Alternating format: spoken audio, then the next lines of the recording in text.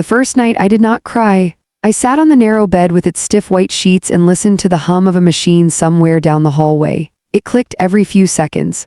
Slow, mechanical, like a clock that had forgotten what time meant. That was when I realized my son had already left. No goodbye, no explanation, just a clipboard at the foot of my bed with my name written in a stranger's handwriting. Margaret Ellis. Age 62, new resident. I ran my fingers over that word again and again as if it might change if I touched it long enough. It didn't. Outside my half-open door, someone coughed. A television murmured. Wheels rolled softly across linoleum floors. This was not where I was supposed to grow old. Just that morning, I had still believed I was going home. It had started with what Pierce called a routine checkup. "Mom, you've been forgetting things," he said gently over the phone 2 days earlier. "Let me take you in, just to be safe." Pierce always knew how to sound calm, responsible, like the kind of son people complimented you for raising. I remember smiling into the receiver. "I forget where I put my glasses sometimes," I told him. "That is not a medical emergency." He chuckled softly. "Humor me." I should have heard it then, that careful tone, too practiced, too steady, but when you trust someone your whole life, you stop listening for danger. The car ride to the facility had been quiet, not uncomfortable quiet, just restrained. Pierce kept both hands on the wheel, eyes fixed forward. His wife, Caroline, sat in the passenger seat scrolling through her phone. Her nails clicked lightly against the screen. Neither of them played music. That should have been my second clue. Pierce always played music. Old jazz when he was nostalgic, classic rock when he was restless. But that morning there was only the sound of tires against pavement. "Where exactly is this clinic?" I asked after 20 minutes. "Not far," he said. Caroline didn't turn around. "It's very nice," she added. You'll like it. Such a strange thing to promise someone about a doctor's office. When the building came into view, my stomach tightened. It did not look like a clinic. It looked like a place people were left. Large brick walls, symmetrical windows. A tidy lawn too perfect to be comforting. A sign near the entrance read, Silver Willow Care Residence. Residence, not clinic, not hospital, residence. I felt something cold move quietly through my chest. "Pierce," I said carefully, "why are we here?" He parked but did not answer immediately. Instead, he turned off the engine and rested his hands on the steering wheel for a long moment. Finally, he exhaled. "Mom, we need to talk." Those 5 words can rearrange a life. Inside, everything smelled faintly of lemon polish and overcooked vegetables. A woman with kind eyes and a practiced smile greeted us at the desk. "You must be Margaret," she said warmly. "We've been expecting you." Expecting me, as though I had agreed to this. I looked at Pierce. He would not meet my eyes. "Pierce," I repeated, quieter this time, "what is this?" He guided me toward a small office. Caroline stayed behind, already speaking with the receptionist in hushed tones. The office door closed with a soft click. And then my son said the sentence that would echo in my head for weeks afterward. "Mom, it's time for you to have more support." Support, such a gentle word for abandonment.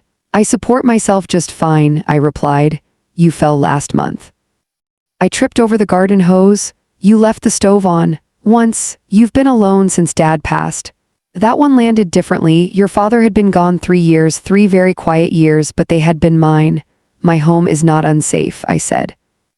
Pierce rubbed his forehead. "You don't see it the way we do. There it was, not just my son, a decision made somewhere I had not been invited." "How long?" I asked. He hesitated. "That depends on how things go." The room felt smaller. "You're not taking me home today?" Silence answered first. Then, no. Back in the present, sitting on that unfamiliar bed, I studied the single-framed painting on the wall. Wildflowers, too bright to be real. They had brought one suitcase inside for me, just one. As if 62 years could be reduced to a rectangle with wheels, I opened it slowly. Caroline had packed it. Everything folded with sharp precision, but not one sentimental thing inside. Practical blouses, walking shoes, a cardigan I barely wore, no photo albums, no recipe box. No quilt my mother stitched by hand. It was a suitcase prepared for a person who was not expected to miss anything. That was when the first tear finally came, not dramatic, just a quiet line of warmth down my cheek. I wiped it away quickly. Across the hall, a frail woman called out for someone named Harold. No one answered. I lay back against the pillow and stared at the ceiling. Had Pierce planned this for weeks, months? Had Caroline suggested it first? Or had my son simply decided my life was now too inconvenient to fit inside his? The questions moved through me slowly like winter settling into branches. But beneath the confusion, something steadier began to form. Not anger, not yet, just awareness. Because Pierce had forgotten one small detail. A detail I had never mentioned, not even when he and Caroline moved into the house temporarily after their condo flooded 2 years ago. The house was still in my name. Every nail, every window, every inch of the garden his father planted the summer before he died. I had signed nothing, agreed to nothing. And as I listened to the distant clicking machine down the hallway, a quiet thought rose inside me, calm and clear. My son may have decided where I would sleep, but he had no idea what I still owned. Before all this, my life had been very ordinary and very full. Mornings began with coffee on the back porch, watching the sunlight climb slowly over the maple tree. Your father used to say that tree was older than the neighborhood. I believed him. After he passed, I kept our routines, not because I was afraid of change, but because rituals can hold you together when grief tries to scatter you. Tuesdays were for grocery shopping, Thursdays for book club, Sunday dinners always at my table. Pierce never missed those, not until recently. But at the time, I told myself that was simply adulthood. Children grow outward, that is the natural direction of love. Still, if I am honest now, the house had grown quieter in ways I did not name. Rooms closed off, dust gathering on shelves that once held noise.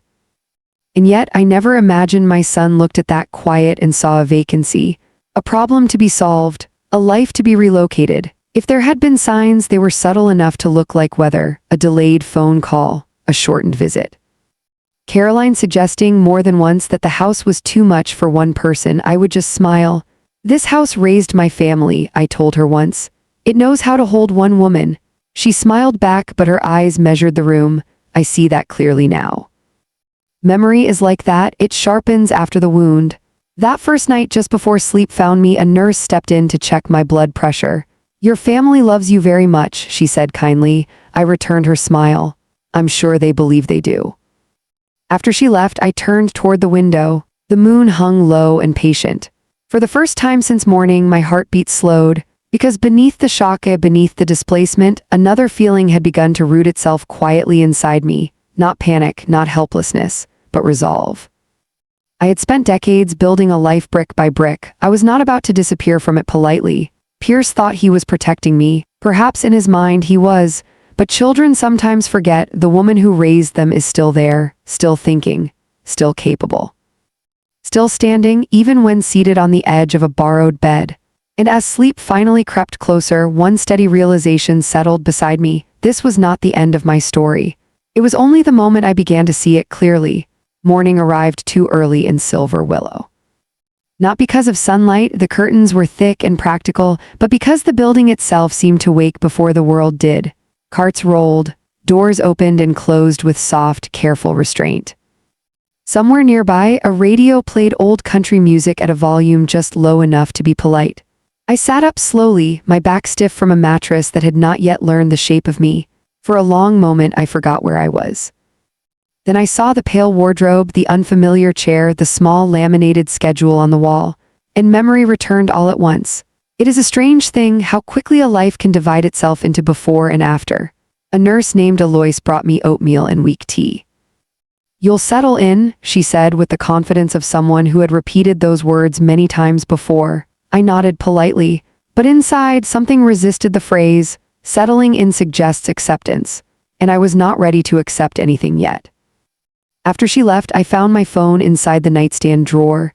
Caroline must have placed it there. No missed calls, no messages. I stared at the screen longer than I should have. Then finally it lit up. Pierce calling. I let it ring twice before answering. Good morning, Mom, he said, his voice bright, almost artificially so. How did you sleep? As well as one sleeps when relocated without warning, I replied. A pause, not long but noticeable. I know this is an adjustment, he said, but this place is excellent, top-rated. They have activities, medical staff, physical therapy, Pierce. He stopped. Yes, why didn't you tell me? The question floated between us. I was afraid you'd refuse. You're right, I said quietly. I would have. Another pause.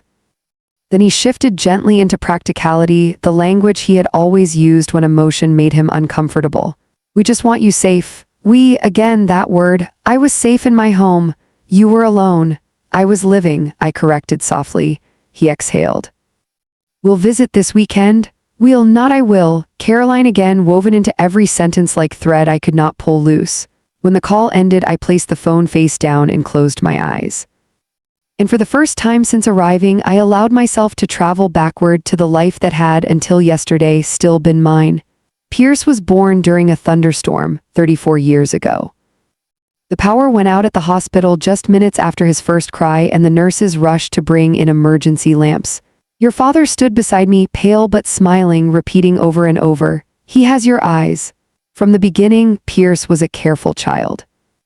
Not timid, just observant. While other boys ran headfirst into games, Pierce watched first, measured, considered. At 5, he lined up his toy cars by color. At 10, he balanced his allowance in a little notebook.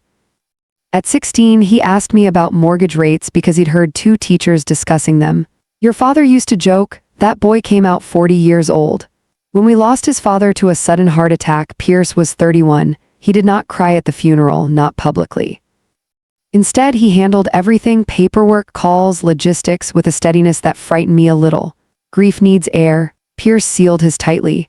Afterward, he began visiting more often, fixing things around the house that were not broken, checking the smoke detectors, replacing light bulbs before they burned out.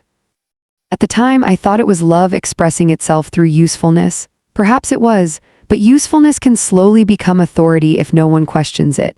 Caroline entered our lives 2 years after the funeral. She was elegant in a quiet way, always composed, always appropriate. The kind of woman who sends handwritten thank you notes. She worked in corporate compliance, a detail she mentioned only once but seemed to explain much about her personality. Rules comforted her. Structure reassured her. Our first dinner together was pleasant. She complimented the roast chicken. Asked thoughtful questions about Pierce's childhood. Not once did she check her phone. When Pierce proposed 6 months later, I was genuinely happy for him. Loneliness is heavier when you see it in your child. Their wedding was small and tasteful. White roses, soft piano. As I watched them exchange vows, I remember thinking, he has chosen someone who will take care of him. It did not occur to me then that one day she might decide to take care of me too, whether I wanted it or not. After they married, they bought a modern condo downtown. Glass balcony, minimalist furniture, no clutter anywhere. It's easier that way, Caroline explained once. Less to manage. She said it lightly, but I noticed how her gaze lingered on my bookshelves, my china cabinet, the quilt draped across the sofa. Objects to her were responsibilities. To me, they were memory made visible. Still, we got along well. Sunday dinners continued. Caroline brought desserts from an expensive bakery. Pierce carved the roast exactly the way his father used to, thin, deliberate slices. For a while, life felt balanced. Then came the flood. A pipe burst in their building while they were away for a weekend. By the time they returned, the damage was extensive. Just for a few weeks, Pierce said when he asked if they could stay with me. Of course, I replied without hesitation. The house had always expanded to hold my family. That is what homes do. Weeks became 2 months, then 4. Their presence changed the rhythm of the house, not unpleasantly, just differently. Caroline reorganized my pantry for efficiency. Pierce installed brighter lighting in the kitchen. They replaced my worn armchair despite my protests. You deserve comfort, Mom, Pierce insisted. Looking back now, I wonder if that was when the quiet evaluation began. Not cruel, not calculating. Simply observant, measuring what was practical, what was sustainable, what was not. One evening, about 3 months into their stay, I came home from book club to find Caroline standing in the living room with a measuring tape. Oh, she said smoothly, lowering it. I was just curious about the square footage. For what purpose? I asked. She smiled. It's such a large home for one person. I remember laughing gently. This house has held birthday parties, college graduations, 3 decades of Christmas mornings. It knows how to hold me. She returned the smile, but she did not argue. Caroline rarely argued. She preferred planting ideas quietly, letting them grow without visible effort. Soon after, Pierce began mentioning future planning. Not insistently, just small comments woven into conversation. Have you thought about downsizing someday? There are beautiful communities for active adults. You wouldn't have to worry about maintenance. Each time I answered the same way, I am not ready to leave the life your father and I built. He would nod, but the topic always returned like a tide. The first real fracture came after my fall in the garden. It was nothing dramatic. The hose caught my ankle and down I went, more startled than hurt. Pierce arrived within 15 minutes of my call. His face was pale. Caroline followed close behind, already assessing. "You could have broken a hip," she said. "I bruised my pride," I replied lightly. But something shifted in Pierce that day. Fear can make children see their parents as fragile overnight. After that, his visits carried a new undercurrent. He watched me walk, not obviously, but enough. Once I caught Caroline reading an article on her tablet. Signs it may be time for assisted living. She tilted the screen away when she noticed me looking. I said nothing. Denial is a very polite companion. Back in Silver Willow, I finished my oatmeal without tasting it. Across the courtyard, a gardener trimmed hedges into obedient shapes. Control everywhere. Even the plants were not allowed to grow freely. Late that morning, the facility director stopped by to introduce herself. "Your son completed all the paperwork," she explained warmly, "including financial arrangements." Financial, the word settled heavily. "What arrangements?" I asked. "Oh, temporary private pay. Many families do that until assets are reorganized." Reorganized, I kept my expression calm. "Did my son mention my house?" She glanced at her folder. "Yes," he noted, "the property would likely be sold to support long-term care if needed." For a moment, the room went very still. Sold, likely, as if it were already drifting out of my hands. I folded my hands neatly in my lap so she would not see them tense. "My house," I said carefully, "is not for sale." Her smile flickered, only slightly. "You may want to discuss that with your son." Oh, I intended to, but not yet, because beneath the shock something else was awakening, not anger, not even betrayal, not fully. Clarity. Pierce believed he was being responsible. Caroline believed she was being practical. Neither of them had asked what I believed, and that, more than anything, was the first true crack in the life I thought we shared. That afternoon, as I sat by the window watching shadows lengthen across the courtyard, one quiet understanding settled deep inside me. They had planned my future. Without realizing, I had already secured it. The deed to the house rested in a safe deposit box, untouched, unshared, untransferable without my signature. For the first time since arriving, a slow breath filled my lungs completely. I was not powerless. I was simply underestimated. And sometimes being underestimated is the most useful position a woman can occupy. By the third morning at Silver Willow, people had already begun to greet me like someone who belonged there. That was the unsettling part. Belonging had been assigned to me before I had agreed to it. A cheerful activities coordinator named Paula knocked on my door just after 9. "Chair yoga starts in 15 minutes, she said. "Wonderful for flexibility." I thanked her but declined. Flexibility was not what I needed. What I needed was stillness, space to think without being gently managed. Instead, I dressed slowly and walked the length of the hallway. The floors shone with a polish so reflective it almost felt like walking on shallow water. Doors stood half open. Inside, lives were arranged in careful reductions, fewer photographs, fewer books, fewer signs that anyone had once been busy and necessary. Near the sunroom, I met a woman named Ruth. She sat by the window with a blanket folded precisely across her knees, though the room was warm. "New?" she asked without turning her head. "Yes, they always say it's temporary." Something in the way she spoke, not bitter, not dramatic, simply factual, made me pause. "How long have you been here?" I asked. 3 years, 3. The number settled quietly but firmly inside my chest. "My daughter said it was until I regained strength after pneumonia," Ruth continued. "Then she sold my house." She finally looked at me, her gaze was not accusing, just tired. "I didn't even know it was listed," she added. A slow, cool sensation moved through me, not fear exactly. Recognition, because suddenly the facility director's words from yesterday echoed with sharper edges. The property would likely be sold. Likely. Future language often reveals present intention. I sat beside Ruth. "My son mentioned selling mine too," I said. She nodded once as if hearing something deeply familiar. "They always call it planning." We watched a squirrel race along the courtyard fence. After a moment, she said something that stayed with me the rest of the day. "Pay attention to what they rush." Pierce called that afternoon. I answered on the second ring this time. "Hi, Mom, settling in?" There was that word again. "I met a woman today," I said calmly. "Her daughter sold her home while she was here recovering. Silence, not long, but long enough. Well, every situation is different, he replied. Is my house already on the market, Pierce? No, of course not. Too quick, then softer, we're just exploring options. Exploring, such a gentle word for dismantling a life.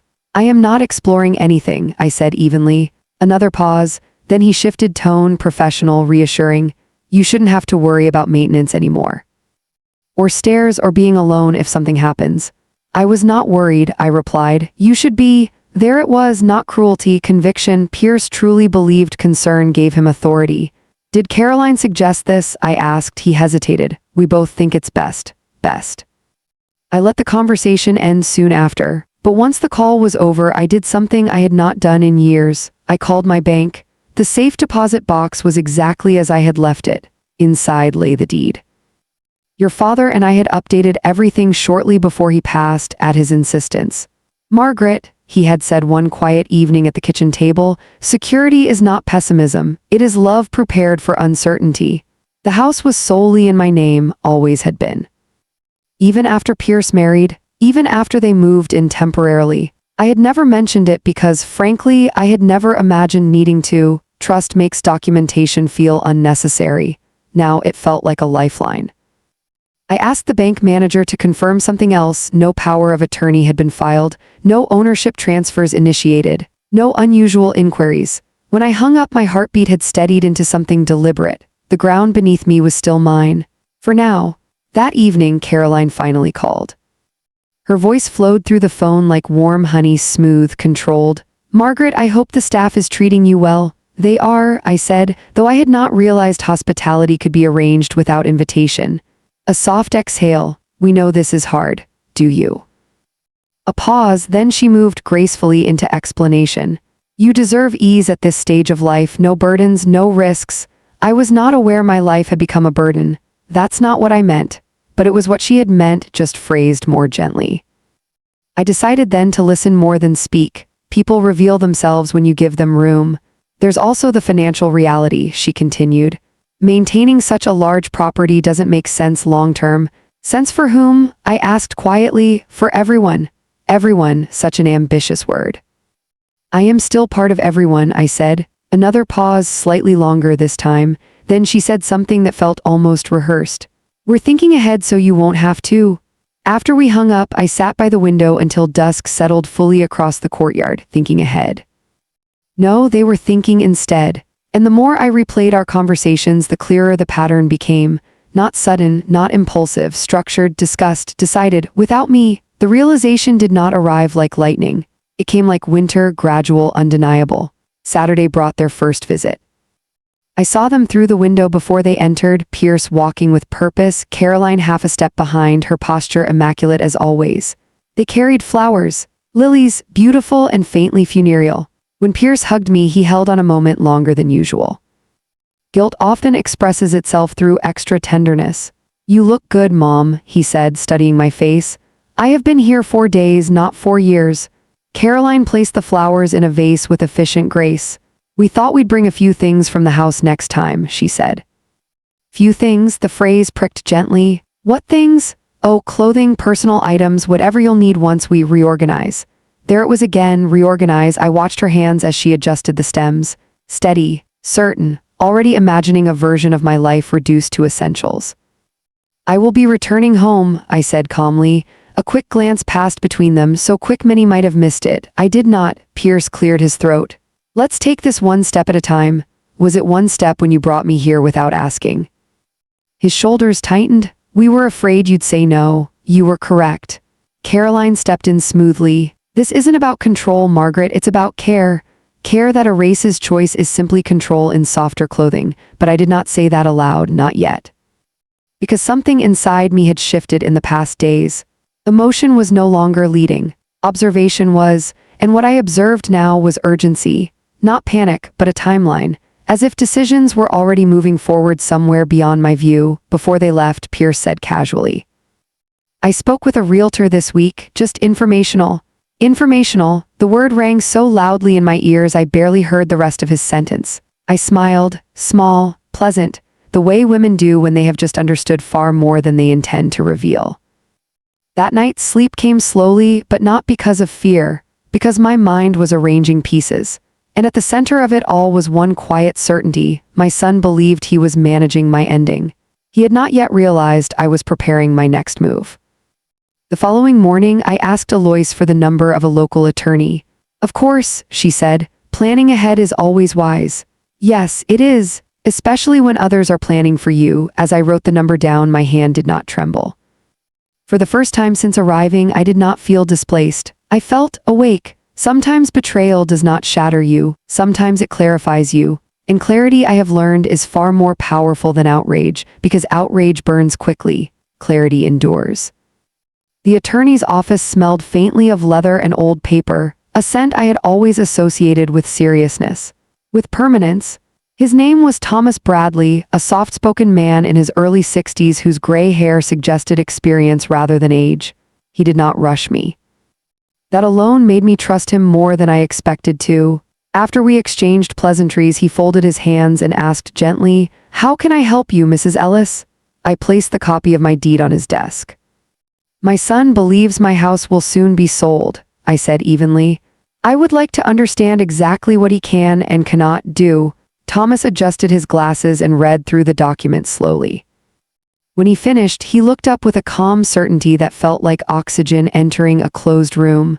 "Without your explicit consent," he said, "nothing can be done. The property is entirely yours." I let out a breath I had not realized I was holding. "And if someone attempted to pressure me?" I asked. His expression softened, not surprise, just understanding. "It happens more often than people think," he replied. "Especially when adult children convince themselves they're acting in a parent's best interest." Convince themselves, yes, that sounded painfully accurate. "What protections can I put in place?" I asked. For the next hour, we discussed safeguards, legal language, documentation, notification requirements, practical shields against quiet overreach. But near the end of our meeting, he said something that lingered long after I returned to Silver Willow. "Mrs. Ellis, sometimes these situations are less about property and more about voice. Make sure yours is clearly heard." That Saturday, Pierce called again. "I was thinking we could meet tomorrow," he said. "Maybe talk through some logistics." Logistics. I almost smiled at the predictability of the word. "Come by in the afternoon," I replied. When they arrived, Caroline carried a folder, not large, but deliberate. My instincts sharpened immediately. We sat in the small visiting lounge, a room decorated with watercolor paintings and optimism that felt professionally curated. After a few minutes of polite conversation, Caroline slid the folder across the table. "Just some preliminary paperwork," she said lightly. "Preliminary. Inside were forms, medical consent, long-term care agreements, and then, exactly where my eyes had known to look, authorization to list property." The world did not spin. There was no cinematic rush of sound, just a deep, quiet stillness inside me. "Pierce," I said calmly, "you told me this was informational." "It is," he replied quickly. "Nothing is happening right away." "Then why is there a listing authorization with a realtor's name already printed?" He hesitated. Caroline stepped in. "We're trying to avoid future stress," she explained. "If something unexpected happens, the process is already started." "Started without me," I closed the folder gently. "You brought me here without telling me, and now you bring documents for a house I have not agreed to sell." Pierce leaned forward. "Mom, please don't make this harder than it has to be." "Harder," the words settled heavily between us. "I am not the one making this difficult," I said quietly. His jaw tightened, a gesture I recognized from his childhood whenever he felt cornered by emotion. "You fell," he insisted. "You forget things." "I remember signing nothing." Caroline's voice remained smooth. "This isn't about taking anything from you, it's about ensuring your care is sustainable." There it was again, sustainable, a word that treats human lives like long-term investments. "In my opinion," I asked. "Your safety comes first," Pierce said. "Even before my autonomy." He looked away. And in that small movement I saw it, not cruelty, not greed, fear, fear disguised as authority, but fear can still wound. I let silence stretch long enough for discomfort to settle, then I spoke. "I met with an attorney this week." Both of them froze just slightly. "The house cannot be listed, discussed, evaluated, or approached without my written consent," I continued, "which I am not giving." Caroline recovered first. "Margaret, no one is trying to override you. You already have," I said gently. Pierce ran a hand through his hair, something he had done as a boy when math homework overwhelmed him. You're being stubborn. I am being present. You can't live alone anymore. I was living alone, I corrected. There is a difference. His voice rose for the first time. What if something happened? What if no one found you? I held his gaze. Something is happening right now, Pierce, and you are watching it. The room went very quiet. For a moment I thought he might finally understand. Instead, he said something that cracked deeper than I expected. We sacrificed a lot to manage your situation. Sacrificed, the word echoed sharply. What exactly have you sacrificed? I asked. Caroline answered. Our time, our peace of mind, the constant worry. Worry. Such an interesting burden when it grants someone power over another person's life. I folded my hands calmly. Let me be clear, I said. I am not an obligation to be managed. Pierce's voice softened then, almost pleading. We're trying to protect you. And who, I asked quietly, protects me from protection I did not ask for? For a long moment no one spoke. Then Caroline said something that shifted the air entirely. Maintaining that house is inefficient. Selling it allows for better allocation of resources. Resources, not memories. Not history, resources. I looked at her, truly looked, perhaps for the first time without the polite filter I had worn for years. You never loved that house, I said softly. She did not deny it. It's impractical. It is my life, I replied. Pierce's voice dropped lower.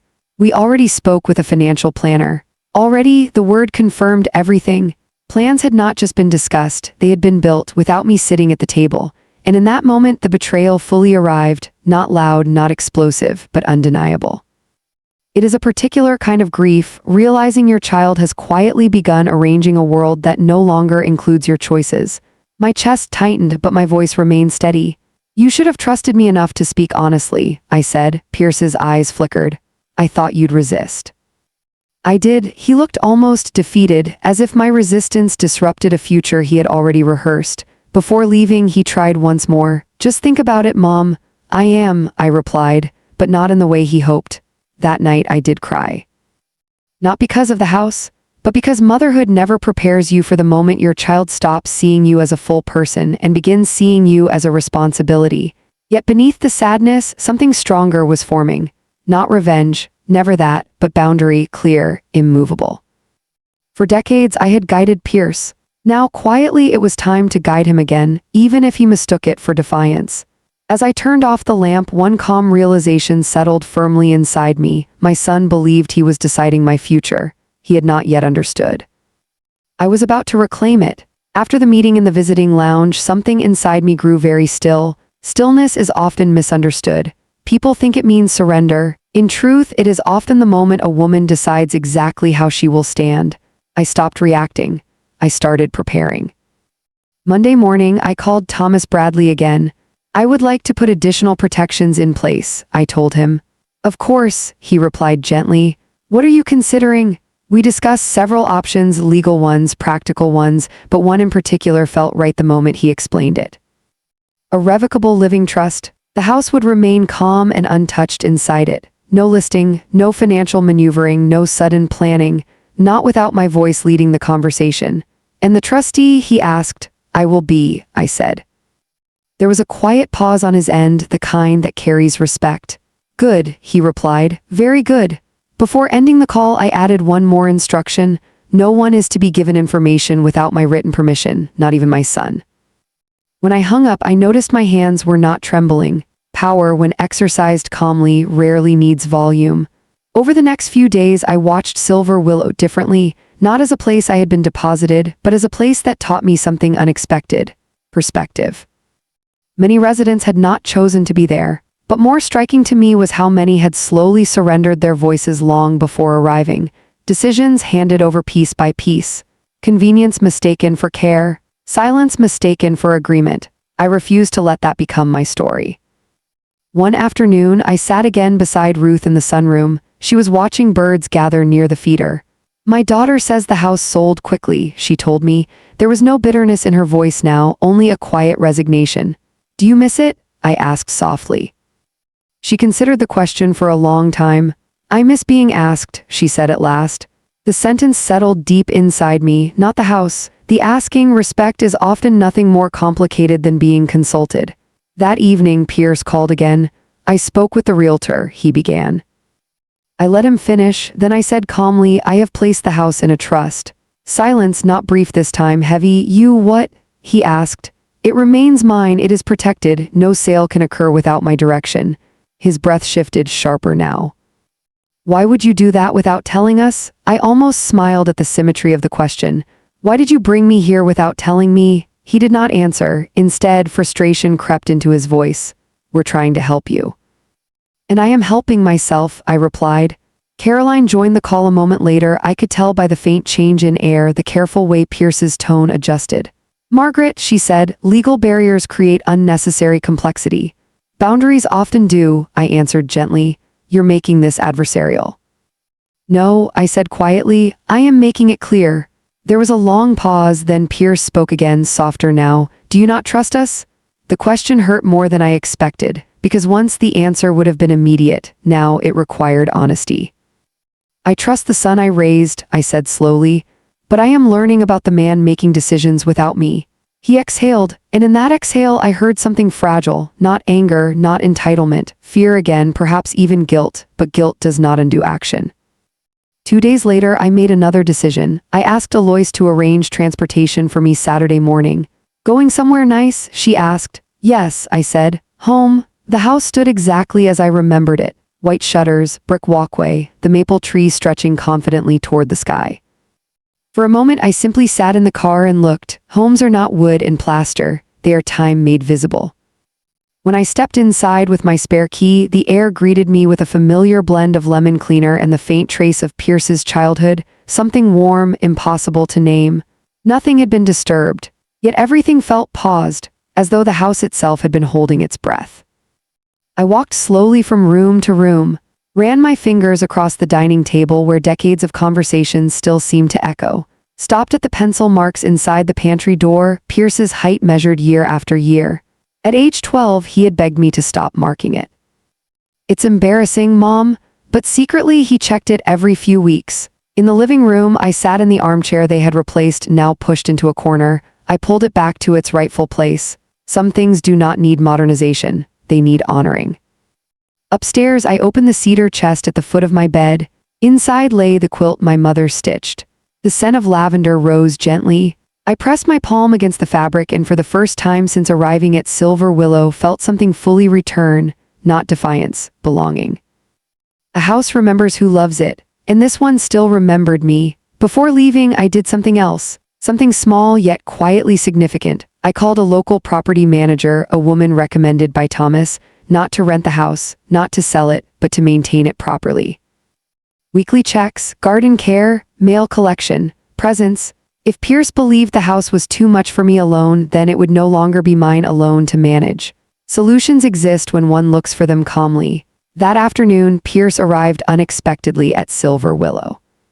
His steps were quicker than usual. Why didn't you tell me you were going to the house? He asked. I did not realize I needed permission. His shoulders dropped slightly, the fight leaving him before it could fully form. I worry about you driving. I didn't drive. A pause, then more quietly, it still feels secretive. I studied his face. He looked tired, older than 62 suddenly felt. Pierce, I said gently, do you know what secretive feels like? He met my eyes, being placed somewhere without a conversation. The words landed, not harsh, simply true. For the first time since all this began, his gaze faltered.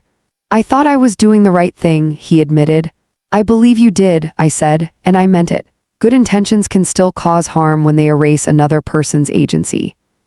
He sat down across from me. When Dad died, I promised myself nothing would happen to you. Ah, there it was, not strategy, not convenience, love tangled tightly with fear. You cannot prevent time, Pierce, I said softly, but you can walk beside me through it. He nodded slowly, then asked the question I think had been waiting inside him for weeks. Are you coming back home? I let the silence breathe before answering. Yes. Not immediately, not recklessly, but yes, because leaving your life should never be someone else's decision. And in that moment, something shifted between us, not resolved, but softened. Understanding rarely arrives all at once.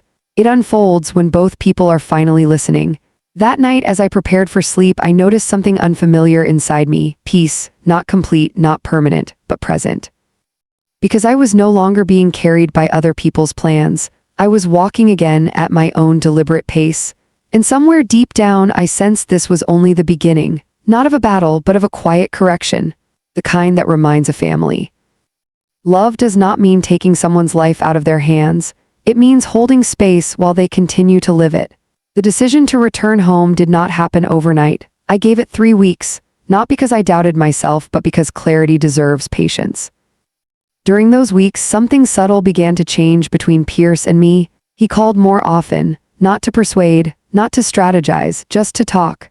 At first, our conversations were careful, like stepping onto a frozen lake without knowing how thick the ice might be. But slowly, warmth returned in small places. He told me about work frustrations.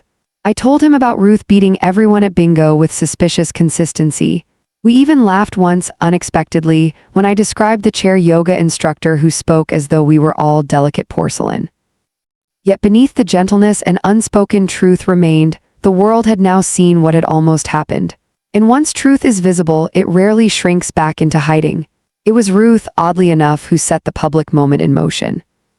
One afternoon in the dining hall, she asked loudly enough for several tables to hear, "So, is your son still selling your house?" The room quieted just slightly, not obvious, but noticeable. Silver Willow was, after all, a small ecosystem. Stories traveled faster than wheelchairs. I smiled calmly. "My house is not for sale." A man across from us leaned forward. "Good," he said. "My nephew sold mine while I was in rehab, said it was temporary." A murmur of recognition moved around the table, not outrage, not drama. Just the weary understanding of people who had watched their independence negotiated without them. That was the moment I realized something important. This was not only my story, it was a quiet pattern, families mistaking protection for permission, efficiency for compassion. Later that evening, the facility director asked if she could speak with me privately. "I hope you don't mind," she said gently, "but several residents mentioned your situation. I wanted to ensure no one pressured you into being here." "No one can pressure me now," I replied. She studied my face for a moment, then nodded the way professionals do when they recognize someone who has reclaimed their footing. "If you decide to leave," she added, "we will support that transition." Support. The word felt different when it came without agenda. The real public consequence arrived the following Sunday. Pierce had arranged a small family lunch at a restaurant we used to visit when he was a boy, the kind with checkered tablecloths and a pianist who never seemed to take a day off. Caroline was already seated when I arrived. She stood gracefully to greet me. There was something less certain in her posture now, not weakness, adjustment. Halfway through the meal, Pierce cleared his throat. "I owe you an apology, Mom." The words seemed to surprise even him. Caroline looked down at her water glass. I waited. "When Dad died, I stepped into his role without realizing it," he continued. "Fixing things, managing things." His fingers traced the edge of his napkin, a nervous habit I had not seen since he was 12. "But somewhere along the way, I stopped asking what you wanted." The restaurant noise faded gently behind his words. "I thought responsibility meant deciding," he said. "Now I see it should have meant listening. There are moments in motherhood that arrive quietly, yet feel monumental." This was one of them. I reached across the table and placed my hand over his. "You were trying to love me the only way you knew how," I said. His eyes shimmered. Caroline spoke then, her voice softer than I had ever heard it. "My parents moved into assisted living early," she explained. "They told us it was the smartest decision they ever made. I suppose I assumed it would be the same for you." Assumption, such a small word for something that can rearrange another person's life. "I am not your parents," I said gently. She nodded. "I understand that now." For the first time since all this began, I saw not control in her, but humility. Growth often looks like quiet discomfort. 2 tables away, someone called Pierce's name. He turned, surprised, and stood. It was Mark Henderson, an old neighbor who had watched Pierce grow up riding his bicycle in uneven circles. "Pierce, haven't seen you in ages," Mark said warmly. Then he looked at me. "Margaret heard you moved into one of those care places. Didn't sound like you." The sentence hung in the air, not accusatory, just puzzled. Pierce inhaled slowly. Then, with a steadiness that made my chest ache slightly, he answered, "It was my mistake. She's going back home." Mark smiled broadly. "Good, that house would miss you." As he walked away, Pierce sat down again, quieter now. Public acknowledgement is something private apologies cannot. It seals the lesson, not with shame but with accountability. A week later I returned home, not dramatically, not triumphantly. Just deliberately. Pierce insisted on being there that morning. So did Caroline. They arrived early, carrying groceries and fresh flowers, daisies this time, not lilies. I noticed the difference. As I stepped through the front door, sunlight stretched across the hardwood floor exactly as it had for decades. The house did not feel abandoned, it felt patient. Pierce set the bags down and looked around slowly. I forgot how this place smells, he said. Cinnamon and furniture polish, I replied. He smiled faintly, then his expression grew serious. I want to do this differently, he said. Differently how? Together, decisions, conversations, whatever comes next. I studied him carefully, not searching for perfection, just sincerity, and I found it. Caroline approached then, holding out a small folder. Not paperwork, she said quickly, seeing my expression. Inside was a list. Local services, emergency contacts, maintenance companies. All organized, but this time clearly labeled. Options to review together. I met her eyes. Thank you, I said. Respect often begins with a simple shift in language, from deciding to offering. News of my return traveled through the neighborhood faster than I expected. Mrs. Alvarez from next door appeared that afternoon with a casserole. I told my daughter if she ever tried that with me, she whispered, I'd haunt her kitchen. We both laughed. Later, Mark waved from across the street. Good to have you back, Margaret. Normalcy is a powerful healer. Not because it erases what happened, but because it reminds you that your life is still yours to inhabit. That evening, Pierce lingered by the door before leaving. Are you angry with me? He asked quietly. I considered the question carefully. No, I said at last. But I needed you to see me clearly again. He nodded. I do now. And I believed him because growth has a sound, a certain steadiness in the voice. Before stepping outside, he added, You're stronger than I remembered. I smiled gently. I never stopped being strong, Pierce. You simply started being afraid. He absorbed that in silence, then hugged me not as a caretaker but as a son. When the door closed, I stood in the center of the living room and listened, the refrigerator humming. Branches brushing lightly against the window, a car passing somewhere distant, ordinary music, my music. The public consequence of what had nearly happened was not humiliation for Pierce. It was understanding, for him, for Caroline, for the quiet circle of people who witnessed my return. Sometimes justice is not loud. Sometimes it looks like a family learning together where love must end and respect must begin. That night, as I climbed into my own bed, a deep calm settled over me, not victory, not relief alone, but alignment. My life and my voice were once again in the same place. And as sleep approached, one gentle realization drifted through me. Being underestimated is painful, but being seen again is profoundly healing. The first morning back home, I woke before sunrise. For a moment, I did not open my eyes. I simply listened. No rolling carts, no distant televisions, no footsteps outside a half-familiar door, just the soft creak of the house settling and the low whisper of wind brushing against the maple leaves. Home has a sound. You only recognize it fully after it has been taken from you, even briefly. When I finally stepped into the kitchen, the floor was cool beneath my feet, and the kettle still whistled with the same eager impatience it always had. Some things, thankfully, do not forget you. I carried my coffee onto the back porch and watched dawn stretch slowly across the yard your father once insisted on mowing himself, even when his knees had begun to protest. Pride is good for longevity, he used to say. I smiled into the steam rising from my cup. Perhaps he had been right. Returning home did not mean pretending nothing had happened. Healing rarely grows from denial. Instead, Pierce and I began something new, a rhythm built on conversation rather than assumption. Every Wednesday evening he came by after work, not to inspect, not to manage. Just to sit at the kitchen table like he used to when he was young. The first few visits were cautious. We spoke about neutral things, the weather, a new cafe downtown, his latest project at the firm, but truth has a way of waiting patiently for its turn. One evening, as sunlight slipped amber through the curtains, he said quietly, I didn't realize how much fear was driving me. I placed 2 plates on the table before answering. Fear often disguises itself as responsibility. He nodded slowly. When Dad died, it felt like the ground disappeared. Taking care of you made me feel like I could still control something. There it was again, control, not born from arrogance but from love that had nowhere else to go. You were never meant to replace your father, I said gently. I know that now. After a pause, he added something that seemed to cost him effort.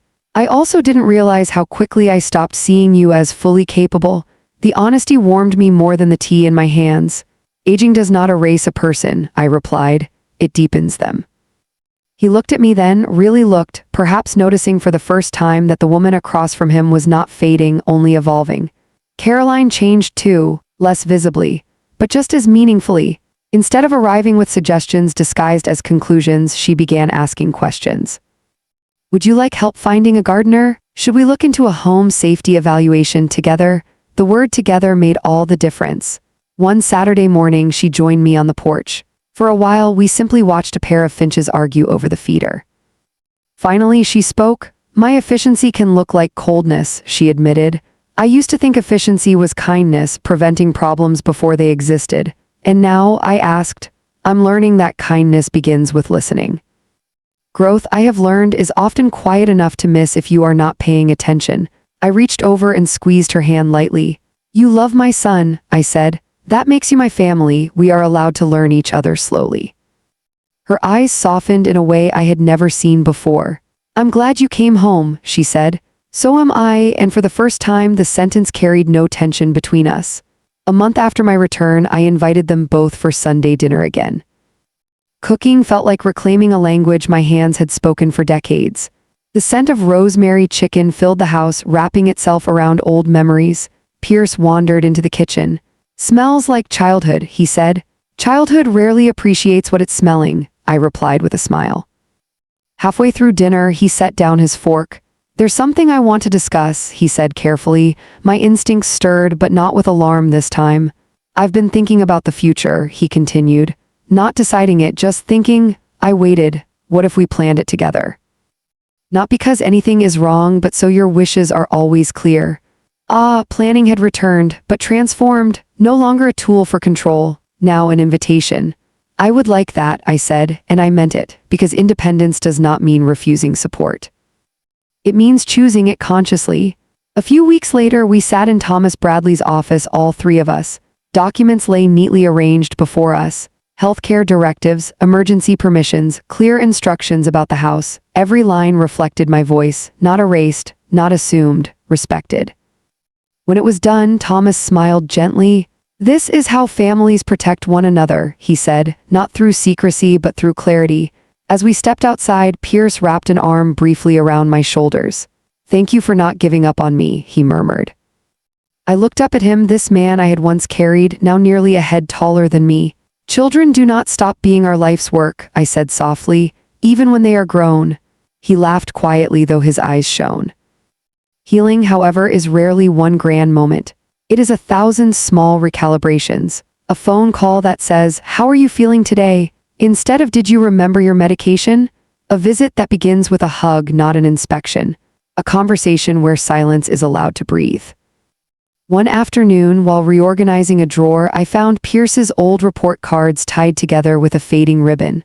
On the back of his third-grade math sheet, he had written in uneven pencil, "I will take care of you forever, Mom." My throat tightened unexpectedly. He had kept that promise. Just not yet knowing how to balance care with respect. Love matures, sometimes painfully, but beautifully if we let it. Autumn arrived quietly that year. The maple tree flamed into shades of amber and red, scattering leaves across the lawn like confetti. Pierce came by one Sunday with a rake. We worked side by side, the crisp air carrying the scent of earth, preparing for rest. After a while, he leaned on the handle and said, "I used to think strength meant doing everything for someone. And now," I asked. "Now I think it means standing beside them even when they walk slower than you." I smiled. "Wisdom looks good on you." He grinned, the boy still visible beneath the man. That evening after they left, I lit a small candle in the living room. Not for ceremony, just for warmth. Its glow flickered gently against the photographs lining the mantel, birthdays, graduations, vacations, a life layered with ordinary miracles. What had nearly been lost was not the house, not even my independence. It was recognition. The simple, essential understanding that I was still the author of my days. And now my family understood that too. As I settled into my chair, the same old chair they had once tried to replace, a deep contentment moved through me. Not the naive belief that nothing difficult would ever come again, but the quiet confidence that when it did, we would face it honestly, together. Before sleep found me that night, one final thought drifted through my mind, gentle as falling leaves. Growing older is not about becoming smaller. It is about becoming unmistakably yourself and teaching those who love you to see you clearly.